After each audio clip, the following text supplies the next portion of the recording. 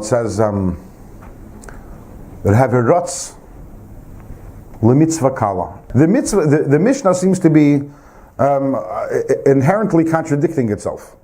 On the one hand, it's saying there's a mitzvah kala and there's mitzvah chamura, and it's not saying, the mitzvah doesn't say ein mitzvah kala mitzvah chamura. It doesn't say do all mitzvahs because they're all the same. It doesn't say that. The mitzvah kind of the Mishnah. On the one hand, it authenticates, it approves of the idea that there's a mitzvah kala and a mitzvah chamura. Right. You know, there's a heavy mitzvah and a light mitzvah, a more important mitzvah and a relatively less important mitzvah. There's keeping Shabbos and there's washing Nagelwasser. I mean, relative to keeping Shabbos, right? You don't, there is no. It's not a capital offense not to. Although it says actually someone who goes for, I think down till Yadayim, so it's takim mischai benafshe, but that's we're not talking on the same level.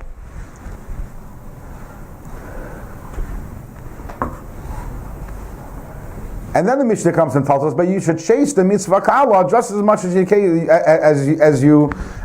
the mitzvah chamura. Why? But if this mitzvah is more important, why should I be pursuing the mitzvah kala with the same energy as the mitzvah chamura?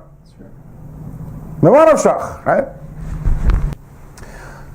But the answer is that there's a double truth about mitzvahs.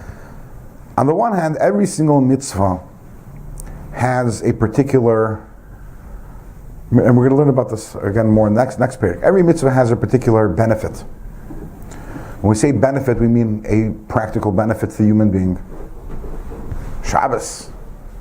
Who here would give away Shabbos for anything, right? Practically, Shabbos is beautiful. And there's spiritual benefits, even more importantly. And there's different kinds of hamshacha, velakus that you bring into this world, different divine energies. So therefore, on that level, some mitzvahs could be a kala, one mitzvah could be a kala, one mitzvah could be a chamura. One mitzvah is more significant than another. That's in terms of the benefit, the individual benefit that every single mitzvah gives us. But then there's a whole different level of mitzvahs. And that is what we're talking about over here in this parak. That when I do a mitzvah, it's not about the particular benefit that I receive from that mitzvah. It's not about the particular benefit, but it's about the fact that when I do that, I am connecting right now, as you're saying, with the Pnimiyus HaRatzon of Hashem, and thereby I'm ripping away the curtain, ripping away that the veil, and the truth of Achdus Hashem at this moment has become my reality at this moment when I'm doing a mitzvah, and at this moment when I'm studying Torah.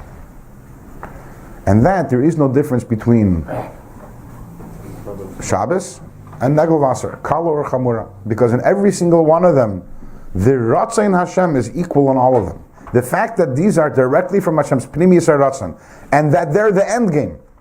They're not a means to an end. Shmira Shabbos isn't a means to end, and Nagelwasser isn't a means to an end. They're both the absolute desire of Hashem. So when I'm doing that mitzvah at that moment, I am one with the Pnimiyus HaRatzon of Hashem, and the Eilad Movadi, Anochi Hashem Elikacha, is right now illuminating within me. In that there is no difference. So the Mishnah says, yes, there's a mitzvah kala, there's a mitzvah chamura.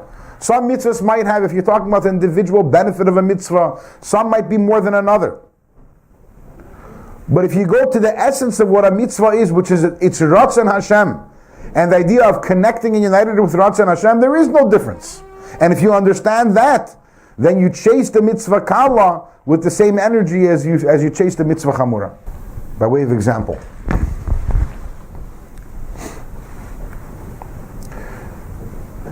if your father were to ask you to do two things, one was the easier one, one was a more important one for him, one was a less important one for him. So we can objectively say one is more important and one is less important. But on another level, when I'm doing this, by doing this, I am connecting to my father. I'm doing what he wants. And I am making our relationship stronger, and that there is no difference.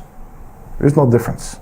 Doesn't make difference which one you're doing. In each one of them, you're doing your father's ratzon and thereby forging a relationship with your father. Mm-hmm. That's the same Nakuda, same idea.